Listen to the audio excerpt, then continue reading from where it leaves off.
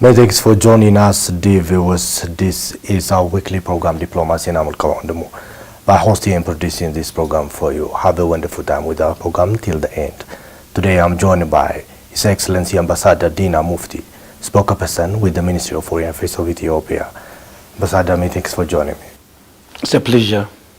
In connection with the 30th anniversary of the Prime Minister of Ethiopia since he took office, what was the major achievements that was underscored or registered in the country, especially in the diplomatic perspective?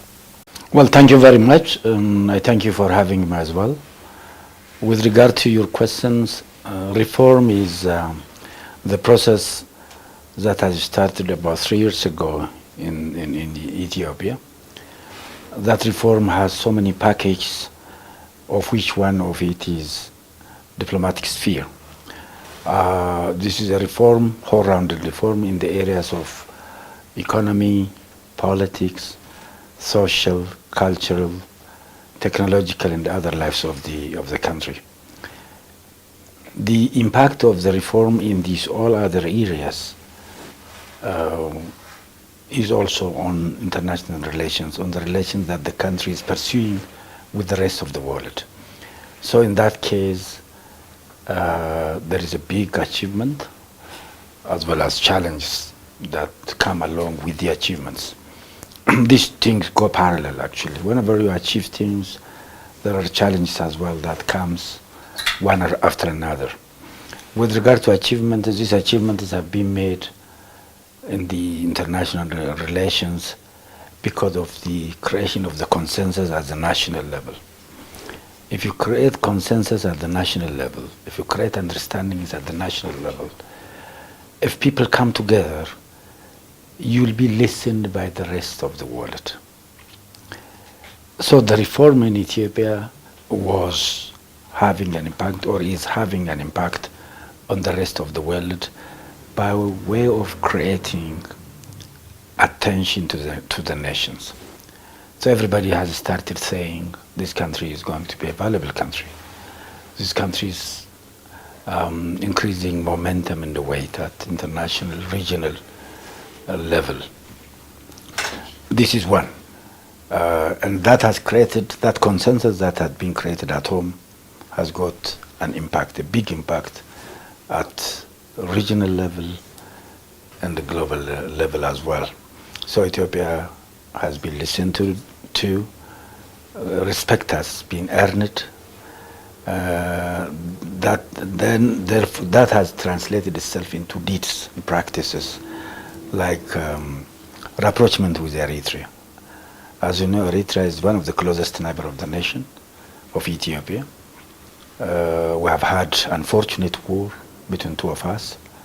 Then after a war, we have a long, several years of no peace and no war, where everybody was watching each other. That animosity between Ethiopia and Eritrea has a negative impact on our international relationship. Those friends, allies of Eritrea, won't favor us, won't like us, and ours also do the same to Eritrea. That animosity has been overcome. This is a big achievement. That itself has also an impact on the regional relationship. It has changed the dynamism whereby regional understanding among neighboring countries have started to increase. The role of the Prime Minister, Dr. Abiy Ahmed, in bringing together various Sudanese political parties has been also a big achievement that earned the country a big admirations. It has earned praise for the Prime Minister. The praise of the Prime Minister, in effect, is a praise of the nation of Ethiopia. So that, in effect, it has contributed to the excellence of our diplomatic relations as well. Ethiopia's role in bringing Sudanese function, South Sudanese political parties as well. Ethiopia's vivid roles in the strengthening of regional institutions like IGAD, the African Union, the UN and others has been also immense. And that is why the Prime Minister also has earned a Nobel Prize that is actually a testimony to the fact that the international relation of the new government of the Prime Minister has shown a progress and achievement which could benefit not only Ethiopia but the region. That earned him the administration and also the admiration, not only the admiration, that earned him also the prize, the Nobel Prize. These are some of the achievements actually. In a nutshell, Ethiopia's engagement with the rest of the world has increased. The democratization of the political space at national level also has created goodwill at international level, because this was a country that has been accused for several years of the human rights violations. The opening up of the political space has overcome those hurdles. So many Ethiopians who were exiled were allowed to come home. Some of them came home even together with the chartered flight of the Prime Minister. That was a big symbol as well. Political parties that were from oppression allowed, they have started operating in the country. That has been also a big progress. And this has a positive impact on improving the relations of the nation with the rest of the world. Beside the successes, what was the main challenges that Ethiopia was faced during these 3 reform years? With regard to the challenges could be broadly divided into 2, the nature of the challenges. One is challenges that come from natural situations. When we talk about challenges that can come from natural situations, COVID could be cited as one of them. The creation of the emergence of COVID has brought impacts on international interactions. It has negative impacts also on international trade, tourism, and exchange of technologies among nations. The impact of COVID has a negative impact because it has come out with the meltdown of international economic relations as well. This is one of the natural challenges that has an impact on international relations as well. Flood itself, it has an impact on national economy. So once the national economy is negatively impacted, that would reduce the level of your international trade as well. So there is an impact, negative impact on economic diplomacy of the country.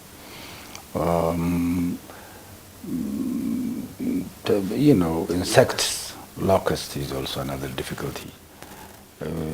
That also has an impact. These and others are natural challenges that we have witnessed over the last 2-3 years.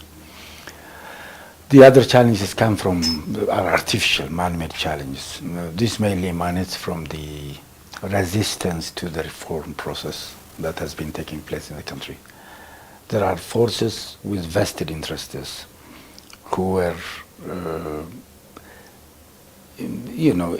benefiting in ill manner, and they were resisting to the reform that is going on in the country, because that reform comes with equality in terms of interests, sharing national economies and others.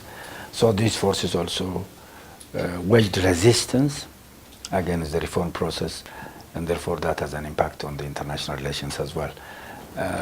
These and others are some of the challenges that the country has faced.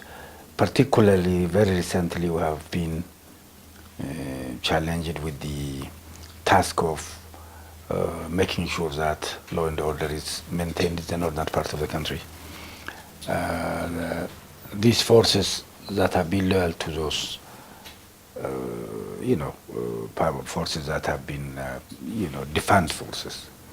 Defense in a sense, absolute force, obsolete forces, forces that are not ready to accommodate challenges. They have been also resisting the change, and they have been portraying the image of the country negatively throughout the world. And that that negative image has its own negative impact on our international relationship. These are some of the challenges that can generally be cited as the current challenges. Coming to the diplomacy, especially citizenship diplomacy, what kind of focus are done, especially in citizenship diplomacy, in repatriating Ethiopian citizens from abroad and other things? Well, one of the diplomatic initiatives of our foreign policy is citizenry-based diplomatic activities that would encourage diplomats to accommodate their citizens and to take care of the interests of their citizens wherever they live, particularly those citizens that live abroad. And those citizens should be mobilized also so as to contribute to the national development. They have to be mobilized also so as to resist the challenges that the country faces at times. For these purposes, actually, we have got what we call diaspora agency at national level, which deals with our Ethiopians in the Ethiopian origin abroad. And actually they are being encouraged to involve in the national development in so many ways. They are encouraged also to support Ethiopian initiatives. Some of the supporters could be cited, like supported the render to the GERD by buying bonds and others, by contributing to it, by also disseminating the information on the merit of the GERD, on the contribution of the GERD, on the necessities of the GERD for the nation. These are some of the things that we have been doing. And now lately, Ethiopians are mobilizing themselves. Some of them are by their own initiatives, come out as advocacy groups for the Ethiopian national interests, resisting unduly pressures that some forces have been heaping on Ethiopia, portraying Ethiopia in a right way, in a proper manner, in the forms, in various activities like demonstrations, petitions, letter writings, telephone calls, and others. These are some of the activities that those nationals of Ethiopian origin are doing abroad, and this is being encouraged, and they are doing it in a very honorable way. Well, how do you recognize the role that the Premier of Ethiopia, Dr. Abiy Ahmed Ali, has been doing, especially in stabilizing the Horn of African countries? He is a pioneer of the reform process in the country. He is the one who is leading it, actually, and he skillfully managed, in fact, the transition process. As you know, before this reform, things were in a bad shape. The country was almost on the verge of collapse. There were various uprisings throughout the country, especially the youth was disobedient, and various youth organizations under various names were all over the country. You can cite the Keros, the Fanos, and others. So the Prime Minister stabilized all those things. In fact, by responding to their demands, by opening up the space for the reform, by allowing those banned political exiles, political elites and political parties abroad, and allowing them to come back and organize themselves in the country. So he is a pioneer, he was successful. That is why he was given the Nobel Award as well. He's a spectacular leader and very much respected among the current leaders, and he's a step ahead of most of his peers, and that is how you can describe him. Following the situation in the Tigray regional state, especially after the operation taking place over the Tigray region, there was a dispute or there was a conflict and there was a problem in the border areas with the Sudanese government. What is next for that? Well, the current situation, the current conflict with Sudan doesn't in any way reflect the hitherto existing relationship, history of the relationship, the hitherto existing history of the relationship between the two countries. Two countries were friendly, the people were friendly. We know the Sudanese people are very much kind, loyal, and helpful. Both peoples were supporting each other in times of difficulties. So the current incursion of the Sudanese military wing into the Ethiopian territory is quite unexpected. In fact, they have done this when Ethiopia faced, when Ethiopia was tasked, when Ethiopian security forces were tasked with the duty of maintaining law and order in the northern part of the country. So the Ethiopian forces were stabbed from behind. This is unexpected. What our leadership expected at the time was the Sudanese will take care of our interest whenever things are void, especially on the border. Exactly. So they didn't do that, and so this military wing has been doing that not for the interest of the Sudanese people. We believe this is not in the interest of the Sudanese. It doesn't serve the Sudanese people as well. It neither doesn't serve. It doesn't serve also the region.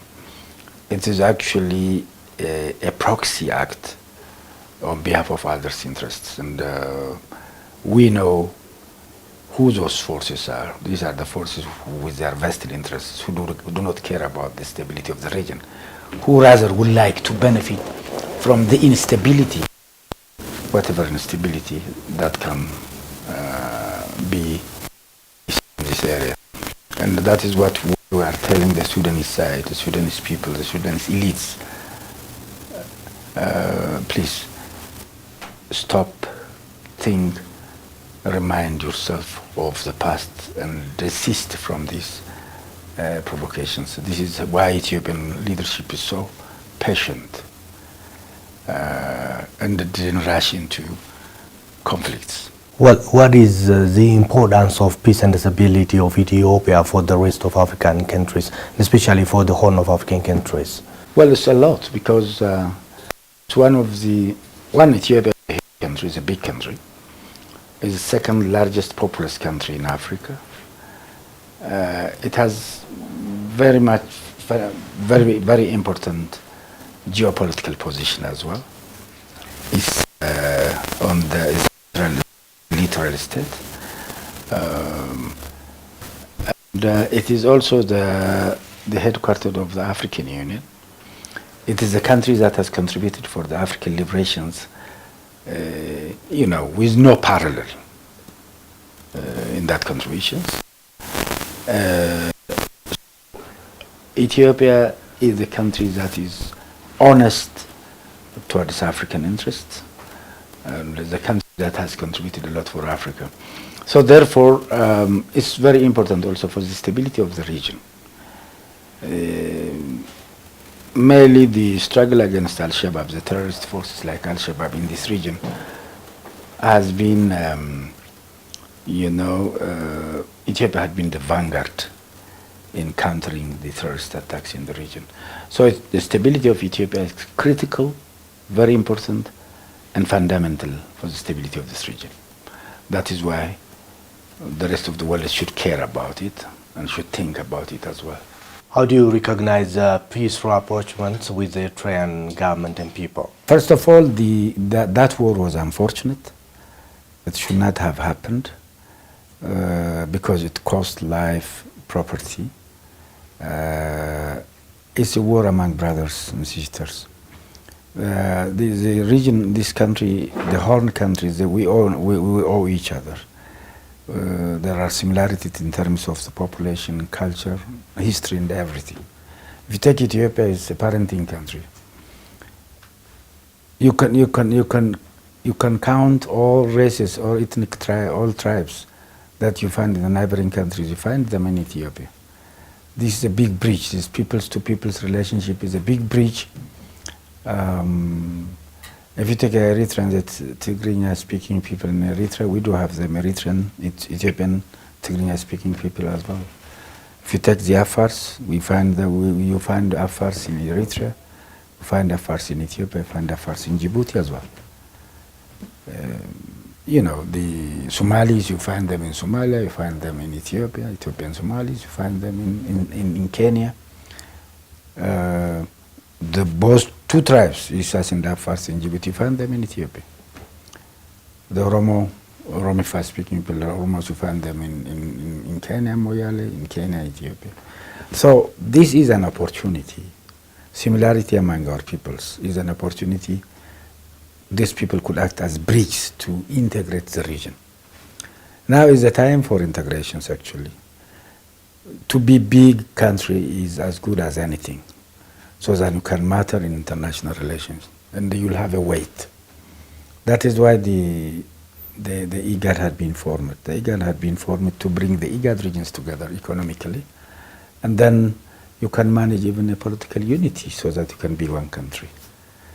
When the founders of the African Union, the organization that precedes the AU, the founding fathers were initially thought about creating the United States of Africa. But finally they said, well, instead of rushing into creating United States of Africa immediately, they thought about creating regional institutions like IGAD here for East African countries, ECOWAS for West African countries, Economic Community for West Africa, SADC for Southern African countries, so that regions can integrate economically. And gradually, these regional economic units will create unity among African countries so that we can have one Africa. Leave alone Eritrea and Ethiopia. A bigger Africa will be better if we get united so that you can matter in international relationships. To be big is always beneficial to your people, to your country, and to everything. Those wars that we have had, those atrocious wars, could not benefit anything. They ruined our life, they ruined our properties, ruined our psychological makeup as well.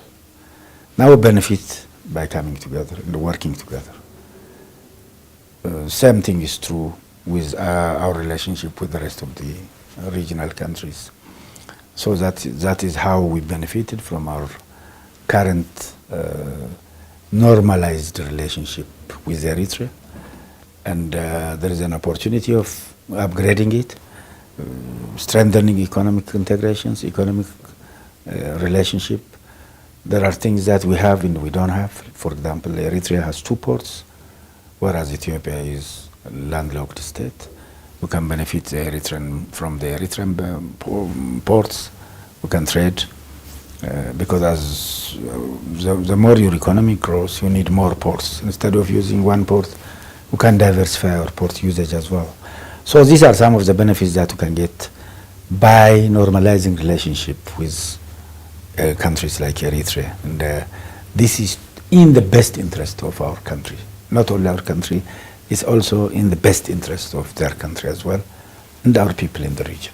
Well, in relation with law and order take place at the Tigray regional state, many international pressures will happen in Ethiopia. In what ways your ministry has been working to win these false propagandas and expressing the real situation of the country for the international community? Well, the initial challenge was actually maintaining law and order in one of the regions of Ethiopia is an internal matter of the country. Anyone who cares about the sovereignty of a nation, who respects the sovereignty of a country, should not, without invitation, should not interfere in the internal affair of the given country. That is why we are resisting. There are others who are considering themselves as godfathers and as sponsors of everything, and so they were opting for controls. And initially we were trying to tell them, this is an internal matter of the nation, one. This is also in the interest of the people, not only other part of Ethiopia, even in the northern part of Ethiopia as well. This is about, in fact, bringing those perpetrators of law and order to the law, and it's about creating stability so that the people will live in peace. This is what we have been telling the rest of the world, and there were some forces actually who was trying to step over their mandates by propagating about interfering in the internal affairs of the country. Now I think they have realized that, and it seems that they have started desisting from that. The second one was they were asking for openness, opening up the northern part, the northern corridor, for relief operations. Now the government has opened that, and it was high time also to let them understand there is an openness. That is why our embassies, our consulate offices abroad, our diplomats all over the world, and our friends were telling the rest of the world that now Ethiopia is open, relief operation can be delivered, any relief agency could be there, and they are there on the ground. International media is also there. And telling them and making them understand this was also a kind of uphill battle because they were resisting. The other issue, the other challenge was about the human rights violations. There were allegations of the human rights violations. We were telling them that, the government was telling them that there is possibility of the human rights violations because this is a place where so many criminals were released from jail. Armed militias were on the ground, scattered attack that was committed on the northern command of the Ethiopian forces. There was an attempt also to destabilize the country. In this process, there is a possibility of the human rights violations, the possibility of looting, the possibility of burning villages. And the government has allowed the rest of the world, promised the rest of the world that let us carry out independent investigation into the matter and bring the perpetrators to the role, to the court, to the court. So this has been overcome as well. And perhaps now another challenge was with the presence of the Eritrean militia. That has been well explained, has been dealt with successfully recently by the visit of the Prime Minister to Eritrea, where that border was porous. There is a possibility of Eritrean soldiers coming in because there was an attack made against Eritrea by the forces, the TPLF forces, and the Eritrean forces on the border possibly came in because they have to protect themselves. For that also, that is being handled, that is also being overcome per the visit of the Prime Minister to Asmara. So these are some of the things, some of the challenges that we faced abroad, and especially from the international community. But however, now there were visits also of the high-level delegations from Europe, from North America. They were briefed by the Prime Minister, Deputy Prime Minister, and other pertinent officials about what is happening, what's going on. They were briefed regularly about the genesis of the northern operations, the purpose, the process, the outcome, and currently the rehabilitation process that is going on in Tigray. And this process of healing, the healing process, helping those dislocated, and access to the relief, and all those sorts of things have been briefed by our various officials. There was also a visit of more than 40 ambassadors to Mekelle. All these activities added up together have already helped us to show the rest of the world what is really happening in the country. Well, following the situation in the region, many people were displaced and become homeless. Another thing is, in what ways the government of Ethiopia and international countries are accessing humanitarian assistance for those individuals, and what all kind of works are underway in exactly rehabilitating those individuals in the region? Yeah, humanitarian operation is going on, is underway by the government in cooperation with the relief agencies. However, so far, more than 70% of the relief supplies, be it in the form of medicine or food, is coming from the government coffer. the international agencies, especially the relief agencies, though they were showing massive concerns, they were pushing for the opening up of the region. They didn't come. Whatever they came in with doesn't match with the way they vote about opening up. And there's only 30% of the relief supplies comes from them so far. And that is why some people are asking why they were creating that noise and why their activity doesn't match with that noise. Though everybody is appreciative of their concern, the government of Ethiopia itself is appreciates their concern for the humanitarian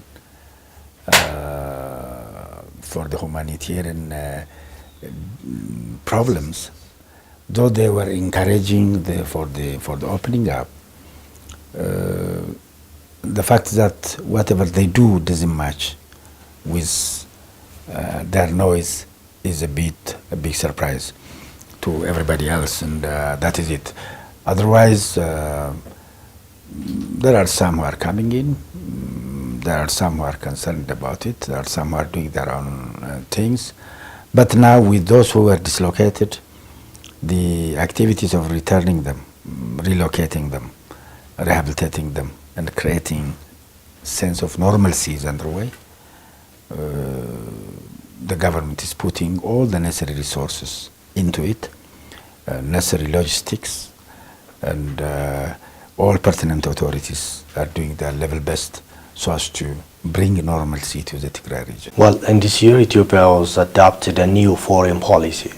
What was the main point of the foreign policy, and what is the main concern of that policy? And first of all, why it is needed? The essence is actually to adjust the foreign policy with the dynamism that we see at international level. As you know, the world doesn't stand still. There is serious dynamism. There are changes in terms of politics, economy, culture, technology, military, otherwise. So your policy should be in view of the changing world. This policy analyzes the existing situations, the opportunities for countries like ours. It also talks about challenges and how to overcome those challenges. So the need for adjusting yourself means adjusting your policy to the new reality is crucial, and that is why there is a new foreign policy document which has come up, and it considers the new realities, the new international global realities. It considers your neighborhood, what it looks like, because the current neighborhood of ours is not similar with the neighborhoods that we have had in 90s. There are changes. The current African setup is different from the setup that we have had in the past, 30 years ago. The current global situation is also different from the situation we have had earlier on, because there is dynamism. You know, what we see at global level during the Cold War is different right now. During the Cold War, you have this bipolar world where the Soviet Union and the United States used to lead the nation, the world, the globe, where countries either be friendly with this or that camp. But now that bipolar order is over, the Cold War is over. There is a tendency for multipolar system where you do have different poles. There are big countries, strong countries, emerging countries that claim to be powers of the day in different parts of the world. That is what we call multipolar system. So our foreign policy should adjust with multipolarism, with the current economic situation as well. It should also consider the current crisis like COVID and others. So the need for a change is always out there, and there is no holy cow. I mean, policy cannot be holy cow. It's not a Bible or a Quran, so you have to You have to change it. It's a man-made thing. You adjust yourself with the new realities, and then your diplomats, your practitioners also should readjust themselves.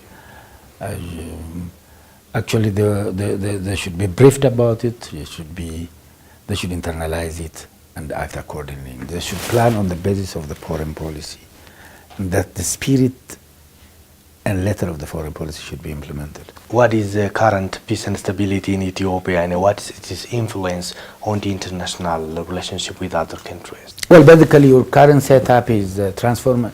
You know, it's a reform era, as you have said. Reform in all areas, in all spheres: economic, political, social, cultural, military, otherwise. So whenever you reform, there are always challenges. There are forces that resist that reform, and they could be considered as challenges. We have been talking earlier also about natural challenges, which could be obstacles to whatever you do. And this is what we see here also. There are parochial tendencies that you notice here and there, and those tendencies should be overcome as well, because they have an impact on your image, and your image abroad matters whenever you conduct your foreign policy. When you deal with the other countries or entities or institutions, all they consider is like what you are, and your situations, your internal situations. So they feed each other. Your internal situation has an impact on your external relationship as well. Well, what is the current status of the Grand Ethiopia Renaissance Dam negotiation, and what is the future fate of the Grand Ethiopia Renaissance Dam? Well, as you know, the Grand Ethiopia Renaissance Dam is under construction. Recently, we have celebrated the 10th anniversary of the inauguration of the Grand Ethiopia Renaissance Dam. We have heard from the leadership of the Ministry of Water Resources that the construction is quite underway, and there is a promise. The first filling has been undertaken, and there is possibility of also second filling. With regard to the negotiations, especially the tripartite negotiations, it has been halted for now because of one, the leadership of the African Union has, the chairmanship of the African Union has been changed from South Africa to the DRC, Democratic Republic of Congo. So now the Congolese, the negotiation, trilateral negotiation, if it is to be carried forward, it has to be under the auspices of the African, the DRC. Now the DRC, as a new chairman, need to be prepared about it, and they have been undertaking preparations. They visited South Africa. They were briefed about the chairmanship, what the South Africans have been doing, because it's proper. They also went to Egypt, and they were briefed on the Egyptian positions. Same thing, they did the same thing in Khartoum. They were briefed about the Sudanese positions. They came to Ethiopia as well, where they were briefed about our positions regarding the negotiations. Now there is a possibility of resuming it very soon with all these preparations, after all these briefings and orientations. The DRC is going to lead it. However, there are difficulties emanating not from our side but from the other, particularly from the Sudanese. They have come out with the new modalities. Though we are not officially consulted about our positions, we are hearing it, and we hear it from the media. The Sudanese have come out with the new modalities whereby they are talking about what they call quartet. Quartet includes 4 groups. AU is one, UN, EU, and the United States. And they are talking about new initiators, new facilitators, new organizers. On our part, we are telling them what happened to our modalities, which is the African Union, under the chairmanship of the DRC. And we are telling them, why do you go to another new modalities without making sure that, without knowing the outcome of these modalities? And we are telling them, isn't it the waste of the time? Isn't it the disrespect for the African Union to go for another modality without exhausting the previous one? These are some of the things, challenges of the time. But however, we are waiting for what the chairman, the DRC will do, and we are waiting for their initiative. Ethiopia has never been out of these negotiations. If there are countries, negotiators that used to come out and come in, there are others, not Ethiopia. But Ethiopia has been trustworthy in the sense that we were confident the African problem can be solved by the Africans themselves. We are confident in our continental organization, that is the African Union. We are proud of the role of the former chairmanship. We praised them, we thanked them. South Africans have done very good. There have been progress.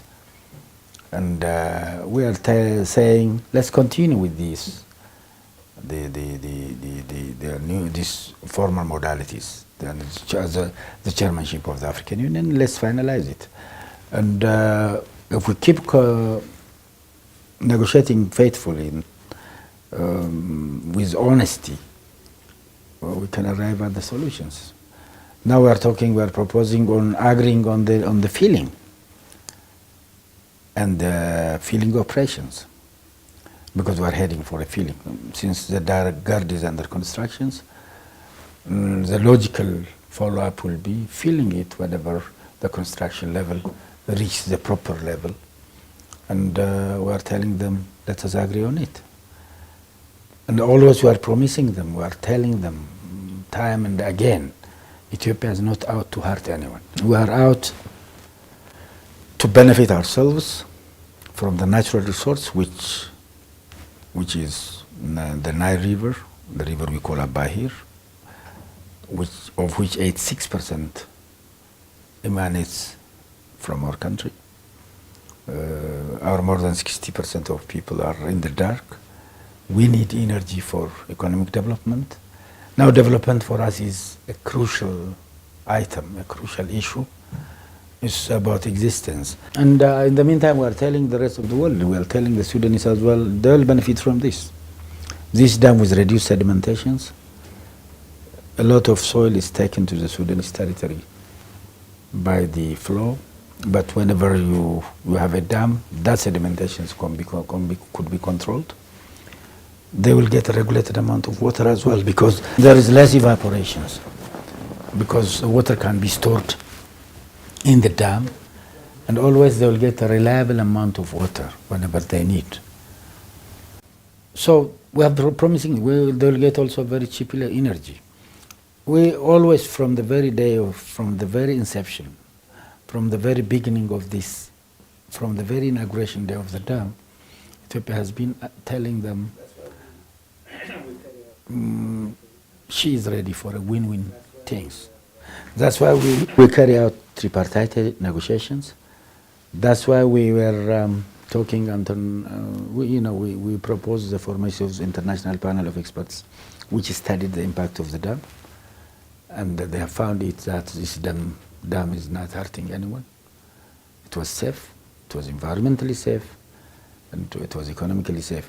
Now, these are some of the things we are doing, and we'll continue doing this. For the future, what is expected from the Ethiopian embassies in abroad, Ethiopian consuls and diplomats, in explaining the real situation of the country and in explaining the interest of Ethiopia for the international community? What is expected from them? Well, their mission is to promote Ethiopian national interest.